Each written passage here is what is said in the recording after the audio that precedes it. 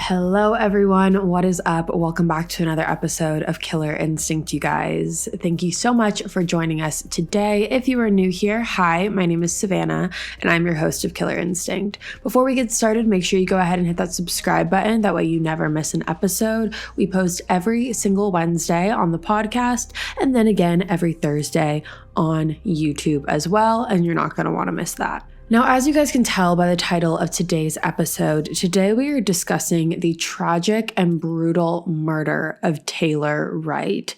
Taylor was 33 years old when she was murdered in Pensacola, Florida in 2017. So let's jump right on into it today. So Taylor Wright was born on April 23rd, 1984, and she's described by her loved ones as someone who was full of life and energy. She was motivated. She would give the shirt off of her back to anyone who needed it. Now, Taylor had spent a lot of her life in North Carolina, and that is kind of where she built her life, so to speak, or the traditional version of her life. That is where she married her now ex-husband, Jeff Wright. They had a son together. She worked as a police officer there. And for all things considered, her life looked seemingly perfect on the outside. However, Taylor definitely did have some demons that she was dealing with as well. She dabbled in drugs here and there. She was known to lie about the drugs that she did when she did them. So she definitely had a darker side as well.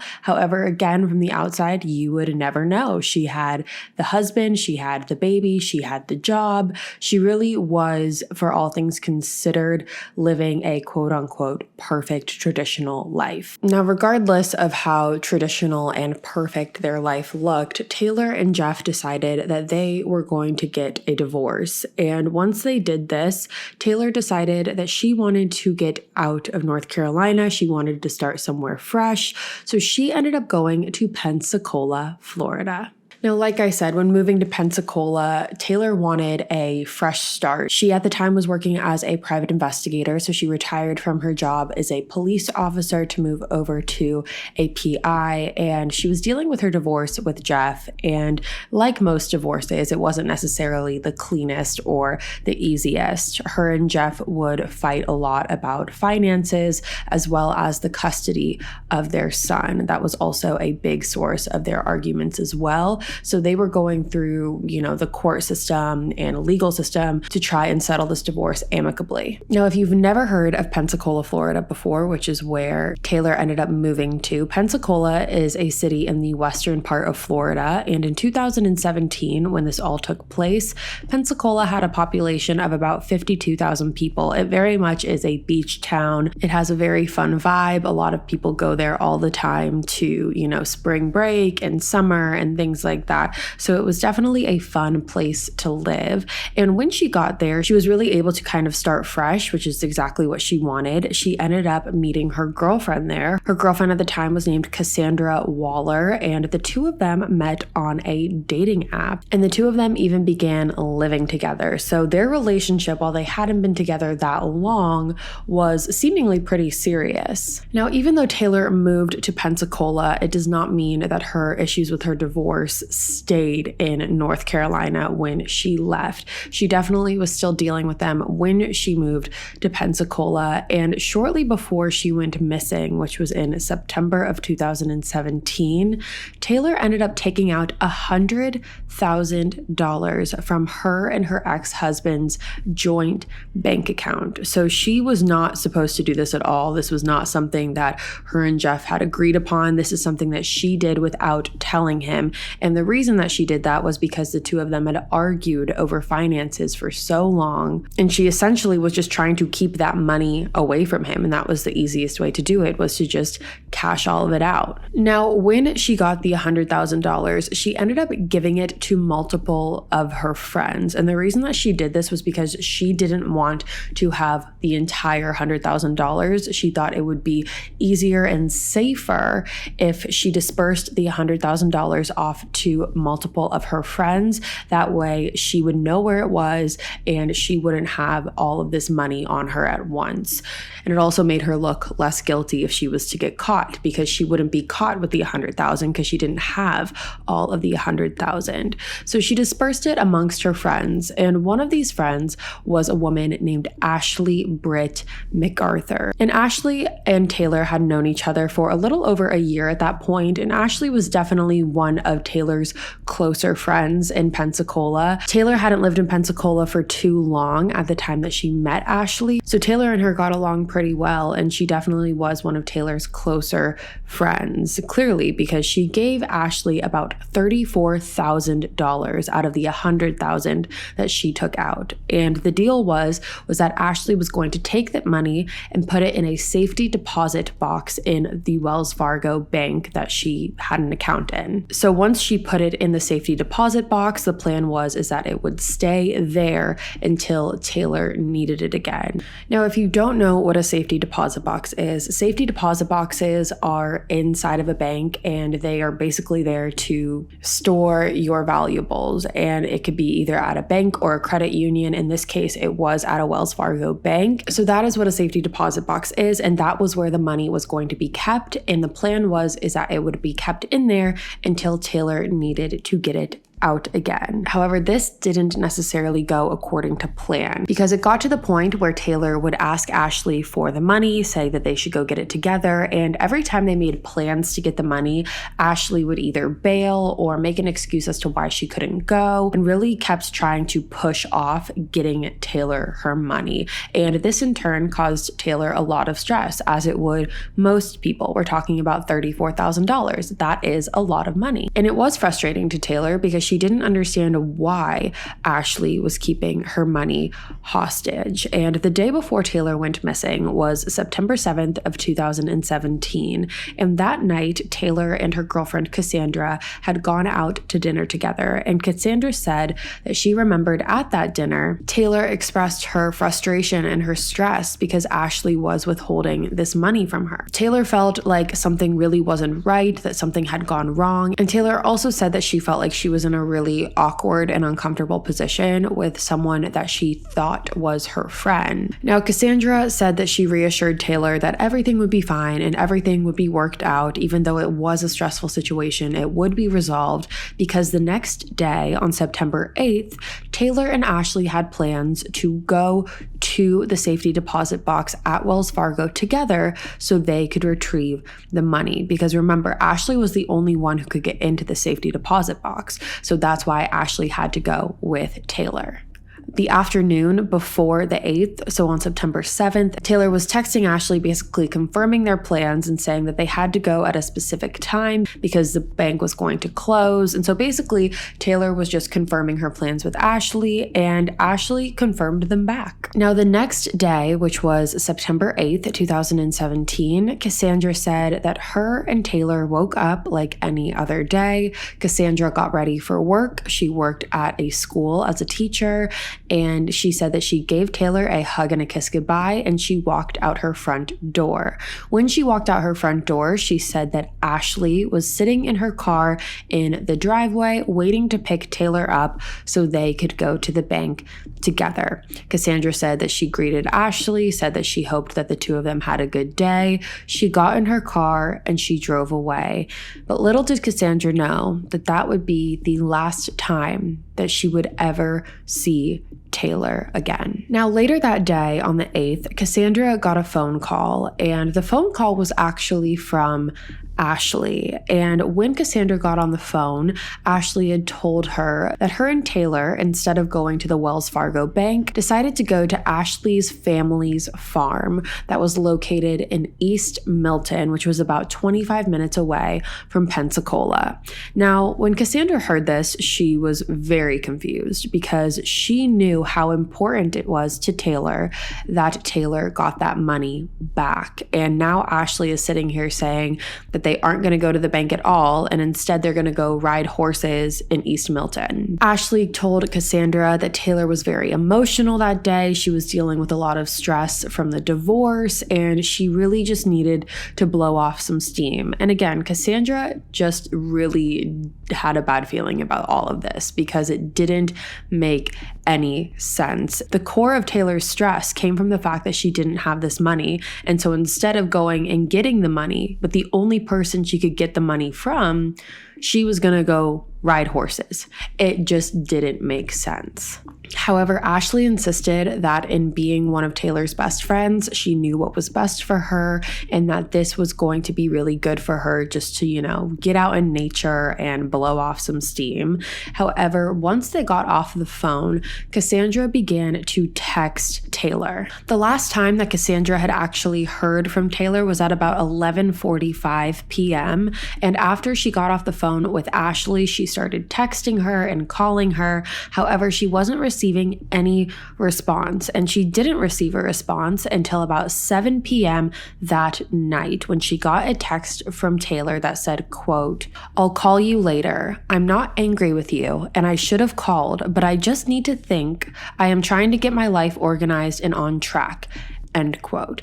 Now, Casandra said that when she got this text, she was pretty upset and rightfully angry. She said that Taylor did have a lying problem in the past when it came to her drug use. And not only that, Casandra had walked in one time on Taylor with another woman previously in their relationship. So Casandra already had some trust issues with Taylor, rightfully so. So when Taylor's behavior all of a sudden changes in the blink of an eye, Casandra got very upset. Once she got that text, Casandra began texting Taylor back, telling her not to come home and that she could never stop lying and she was doing drugs again and that she doesn't know how to stop herself. And the texts kept going. However, Taylor never responded to them. And a couple days went by and those texts of anger and frustration really turned over into texts of concern. Casandra began texting Taylor, telling her to come back home and that they could work it out and just to please respond to her so she knew she was okay and to let Taylor know that she was loved. However, again, there was nothing in return. Now, after about a week of not hearing from Taylor, a missing persons report was filed, and detectives said that very early on, based on the just bizarre nature of this entire case, they really treated it as a homicide, which I think is very telling because I think a lot of cases begin with, everyone's missing until proven otherwise. However, detectives said in this case in particular, they knew that more than likely Taylor was dead. And not only that, police pretty much right away knew who their two potential prime suspects were, and that was Casandra and Ashley.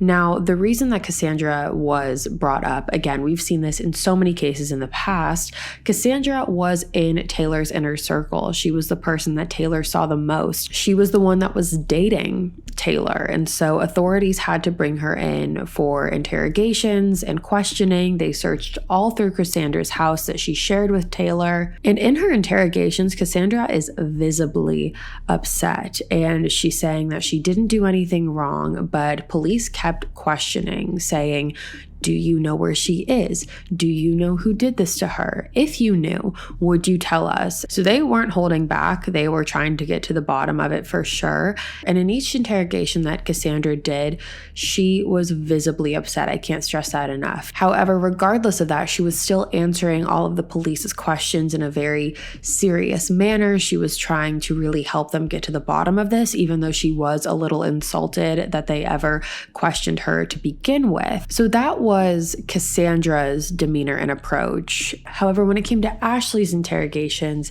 Ashley had a very different approach. Before we move on any further, we're going to take a moment and thank our sponsors for the day. Time to talk about BetterHelp, you guys. If you have been listening to me for a while, you are very familiar with BetterHelp. I talk to you guys about them all the time, but if you do not know what BetterHelp is an online counseling service that provides you with professional counseling in the comfort of your own home. Once you sign up with BetterHelp, you will then take an online quiz, and based on the results of that quiz, you will be matched with a counselor that is best deemed to fit your specific needs. Now, BetterHelp has counselors that specialize in all different areas such as anxiety, depression, LGBTQ plus matters, family trauma, grief, anger, sleeping problems, relationship problems, and more. And if at any reason you want to change your counselor, BetterHelp will let you do that free of charge. BetterHelp is convenient, professional, and affordable, and anything you share is confidential. In fact, so many people have been using BetterHelp that they are recruiting additional counselors in all 50 states. I want you to start living a happier life today. As a listener, you'll get 10% off your first month by visiting our sponsor at betterhelp.com/instinct. Join over 1 million people who have taken care of their mental health. Again, that's BetterHelp, HELP.com/instinct. I love my smile. It is one of my favorite qualities that I have, but what I don't love is all the toxic ingredients in most dental care products. They're not good for my health or my teeth. I want the best for my oral health. Products made with natural ingredients that help my smile and not harm it, and that is why I use Lumino. Lumino makes toothpaste, mouthwash, and whitening products that actually help your oral health instead of hurting it. You won't find harsh bleaches, artificial dyes, or alcohol in any of Lumino's products. Everything they make is dentist formulated, backed by over 50 studies, and proven to protect the good bacteria in your smile, also known as the microbiome. You guys, I've been using Lumino's products for a while now, and I've absolutely noticed a difference. And every time I use Lumino, I really feel great knowing that I'm not compromising my oral health just for, clean teeth or a brighter smile. I'm really using products that are going to be safe for my teeth as well. I love how my smile looks and feels, and I know you'll love Lumino as much as I do. Get 15% off your order today by going to luminohealth.com/killer. That's LUMINEUXHEALTH.com/killer to save 15%. luminohealth.com/killer. Cheers to the new year and to making resolutions you can actually keep. Have you added self-care to your routine? Our sponsors at Manscaped have the perfect tools to help keep you and your significant other clean and tidy this year. The Lawnmower 4.0 is all you'll need to keep yourself trimmed and ready to go below the waistline. Set your New Year's resolution with good intentions and join the 4 million people worldwide who trust Manscaped with our exclusive offer. Go to manscaped.com and use code KILLER for 20% off plus free shipping. Inside Manscaped's Performance Package 4.0, you'll find the signature lawnmower. This electric trimmer is designed with skin-safe technology to reduce cuts. It also comes equipped with a 4,000K LED spotlight that will shine a light on your diamonds. To complete the set, Manscaped threw in their Shed travel bag and anti-chafing boxer briefs as free gifts to keep all your goodies stored comfortably. Whether your resolution is to work out more or travel to new places, be sure to travel to manscaped.com for our exclusive offer of 20% off plus free shipping with the code KILLER. Get 20% off and free shipping with the code KILLER at manscaped.com. That's 20% off with free shipping at manscaped.com and use code KILLER. New year and no pubes in 2022 with Manscaped. Few things are more devastating than a loved one going missing. On the Vanished podcast from Wondery, host Marissa Jones tells the stories of missing persons that have gone overlooked by mainstream media. She seeks out the real story from friends and family, law enforcement, and others close to the case. And in a recent episode, Marissa looks into the disappearance of Shelton Sanders. Shelton was a 25-year-old student at the University of South Carolina, months away from graduation with a bright future ahead of him. He was last seen at a hotel planning a bachelor party for a friend, and then seemingly vanished without a trace. 2 years later, his car was found, and in a surprise twist, one of Shelton's friends was arrested and charged with his murder. But his lawyers had a plan to help him walk free. Now, you guys, I loved the Vanished podcast so much. I love the fact that they really dig deep into the story and get every last detail. I love the fact that they bring in the victims' friends and family to get every single ounce of information that they can, and I know you guys are going to love it as well. Listen to The Vanished on Apple Podcasts, Amazon Music, or you can listen ad-free by joining Wondery Plus in the Wondery app. Now, when it came to Ashley's interrogation, especially her first interrogation, it was a lot more lighthearted. Her behavior was very playful. The prosecution even called it flirty at one point. She ended up telling police that she was not worried about Taylor at all. She didn't think that Taylor was in any harm or in any danger. She said that the only thing she could possibly think of when it came to if anyone should be worried about Taylor was her drug use. She really tried to paint Taylor in this picture of being a drug addict and having a serious drug problem. She said that the drug situation was a really big deal when it came to Taylor, that she lied a lot about it and really focused on that. However, she said if she didn't know about Taylor's drug situation, she said that she would be thinking that, quote unquote, Taylor's doing what Taylor does, whatever that means. Now, detectives asked Ashley about the money in the safety deposit box, and they asked why it had taken so long for Ashley to give Taylor the money. However, Ashley told detectives that there was never a safety deposit box to begin with. She said she had absolutely no money there at all, so she really didn't know what this whole questioning about the safety deposit box was. However, when going back and looking at the texts between Taylor and Ashley, it was clear that Taylor was under the assumption that they were going to get the money from the safety deposit box. Now, detectives found surveillance footage of Ashley at a gas station that was actually nowhere near the Wells Fargo bank at around 11:52 a.m., where Ashley was seen by herself purchasing herself a soda and a beer that she said was for Taylor. She said instead of going to the bank, the two of them ended up going to East Milton Farm, which is exactly what she told Casandra, and she said that the reason that the two of them went there was for Taylor to again blow off some steam and ride horses. Ashley said that the two of them spent a couple hours there. They were just hanging out and talking,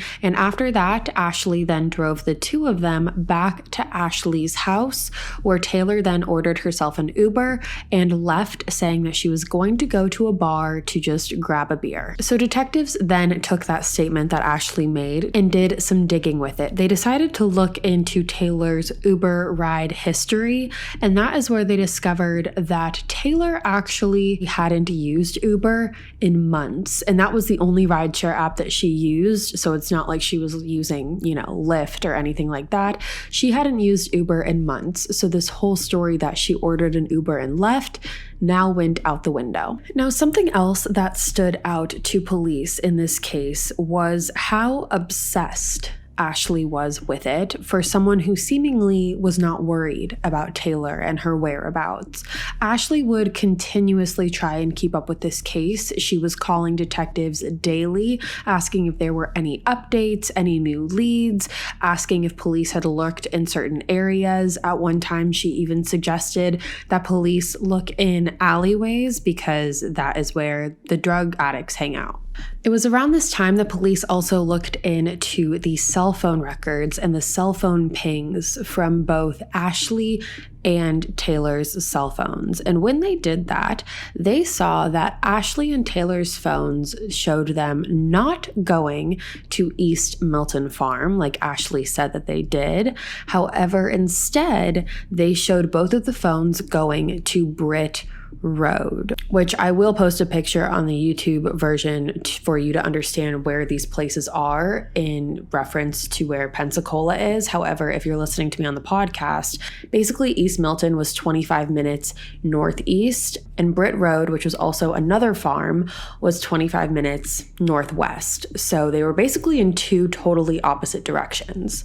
Now, along with all of that, police also found surveillance footage of Ashley going going to the bank on multiple different occasions to cash checks that were supposedly from Taylor. These checks were signed by Taylor. However, when police looked into them more, they were really able to figure out fairly quickly that these signatures from Taylor were forged. So not only did they now have the fact that Ashley never went to East Mills like she said she did, they also know that Ashley was the last one with Taylor, and they also have a motive here, which is money. It was a $34,000 that Ashley had that she was refusing to give back to Taylor, and it was also accommodated by the fact that Ashley was cashing checks that were forged with Taylor's signature, and it didn't take long for police to figure out that Ashley was obviously the one forging these signatures on the checks. Now, I want to point out right now that Ashley was actually married. She was married to a former sheriff's deputy for Pensacola. So it really kind of made police on edge. They didn't really know who they could trust in this case, and they didn't want anything to get out about it.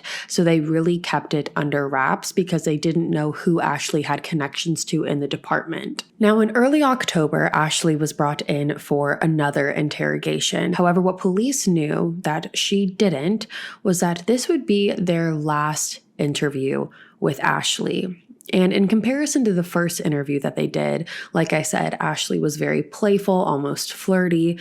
This time, with this second interrogation, her demeanor completely changed. She was a lot more serious. Her body language showed her a lot more closed off. And police said that it was almost as if she knew that her gig was up. Now, detectives first started with the fact that Ashley and Taylor did not go to East Milton when they said they did. That was basically the first thing that they confronted Ashley about. And that is when Ashley told them that they did go to East Milton. However, it was in the evening and not during the day like she initially said it was.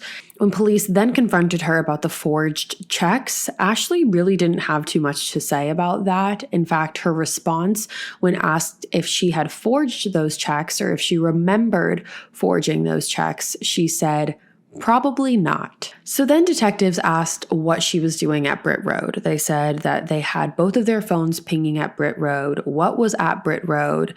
And like I said, Britt Road was a farm, and this farm was actually owned by Ashley's aunt. So it was Ashley's family's farm, and Ashley told authorities that the reason that the two of them went out there was because Ashley needed to pick up some of her stuff. Now, it is assumed that Ashley was referring to drugs that Taylor needed to pick up, and when detectives asked why Ashley didn't tell them this beforehand, Ashley said that it was because Taylor told me to never tell anyone ever.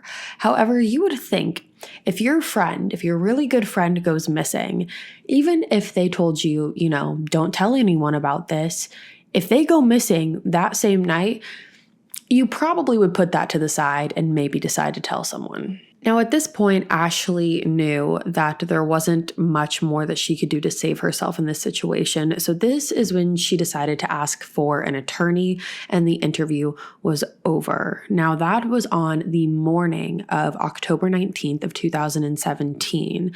And police that same day had actually gotten a warrant to search through Britt Farm. And within 2 hours of that search, one of the lead detectives on this case was on the phone with the supervisor of the search and overheard in the background someone say that they had located a skull. The entire skeletal remains were found covered in concrete and potting soil. They were found wrapped in a hammock and dug into a shallow grave with a bullet hole found in the skull, showing that the cause of death was a gunshot wound to the head. The remains were then identified as that of Taylor Wright, and then that same night, on October 19th, 2017, Ashley McArthur was arrested for first-degree premeditated murder. Now, when it came to the trial, Ashley McArthur pled not guilty, and the prosecutor on the trial was a woman named Bridget Jensen, and Bridget said that the hardest part in trying to convince the jury that Ashley was the murderer was not, trying to find a motive or anything like that. It was basically trying to convince them that someone that looked like Ashley could commit this gruesome of a crime on someone who she claimed to be such good friends with. Ashley was small in stature. She was very pretty. She was soft-spoken to the people that knew her. So it was hard to convince the jury that someone like that was capable of something like this. Now, the defense argued that there was no physical evidence that connected Ashley to Taylor's death. So that was their argument. They said that even though there's weird inconsistencies, there's nothing that physically shows that Ashley is connected to this. It's all kind of circumstantial. Now, the prosecution on the first day of the trial brought in Taylor's ex-husband, Jeff Wright, to testify. Now, he said that after Taylor went missing, Jeff had actually reached out to Ashley directly on Facebook, asking if she knew where Taylor was. Ashley responded to Jeff on Facebook and said that the last time she saw Taylor was carrying 2 backpacks, a large amount of money, and that Taylor was nervous about the upcoming custody trial between her and Jeff. Now, police were able to confirm that Jeff Wright was in North Carolina at the time Taylor went missing, so he was ruled out pretty early on in this, even though the defense did try and say that he had a motive and he could have done this. He was ruled out fairly early in this. Now, it was also during the trial that multiple of Ashley's friends came forward to basically testify against her. These friends were basically people that Ashley knew through the bars that she would regular at. There was a bar in particular at Pensacola. It's called Babes, and I guess it's actually a strip club. It's not really even a bar, but Ashley would frequent there quite a lot, and she became friends with the bartenders there.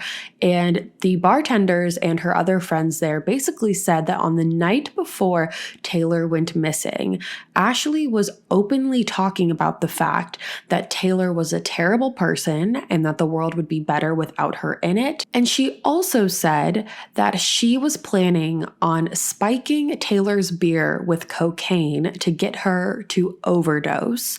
And along with that, she also said that she herself was too small to physically hurt someone. So if she ever wanted to do harm to someone, she would shoot them, which coincidentally was the same way that Taylor died. You've got to be some kind of messed up to go out and openly talk about someone like this. Telling people openly that you're going to drug someone and try and get them to OD, it's mind-boggling. And not only that same night that Taylor went missing on September 8th, Ashley went back to Babes late that night, and she was asked by the bartenders if she spiked Taylor's beer with the cocaine. And first of all, why the bartenders didn't say like red flag, like right then and there is kind of baffling, because if someone's telling you that they're planning on killing someone, you might want to do something about that. However, you know, I guess technically it's not their responsibility. It's not their job. It's not their fault, but it still is very bizarre. And so that night when she got there, they were asking her, you know, did you do it? Like, how did it go? Almost gossiping about it, which is so weird. And Ashley admitted that she did put cocaine in Taylor's beer. However, when Taylor tasted it, she said it tasted sour and she spit the beer out. So it didn't work. Now, along with all of that, the prosecution had another point in all of this that really proved Ashley's motive. Now, they said that the reason that Ashley couldn't give Taylor her money back was because Ashley had already spent it. So the $34,000 that Taylor gave Ashley to keep safe for her, Ashley had gone behind her back and spent it. It came out during the trial that Ashley was having an affair with a man named Brandon Beatty, who was a bar owner. The two of them started out as friends, and then they began a sexual relationship outside of Ashley's marriage. And Ashley actually took the $34,000 and spent it on the man that she was having an affair with. Ashley bought Brandon a boat with the $34,000. And not only that, she bought him a bunch of other things. She bought him a motorcycle just a couple weeks before Taylor went missing. And Brandon said that Ashley spent money on him very regularly. And not only that, Brandon said that when Taylor went missing, Ashley told Brandon, "They'll never find that bitch.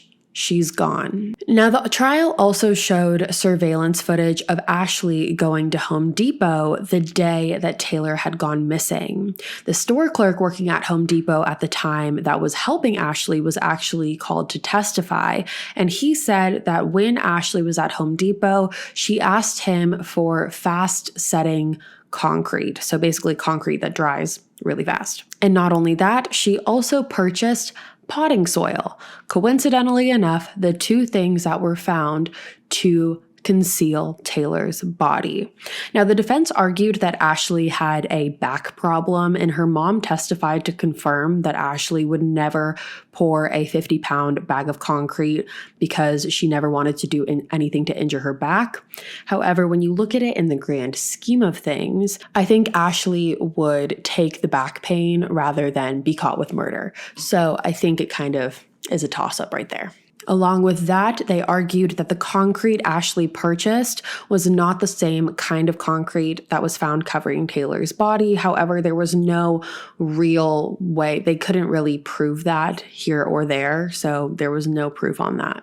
Now, after the trial was all said and done, the jury deliberated for 4 hours before coming back with the verdict, and they found Ashley McArthur guilty of murder in the first degree. And after the verdict was read, the judge sentenced Ashley to life in prison, serving at least a minimum of 25 years.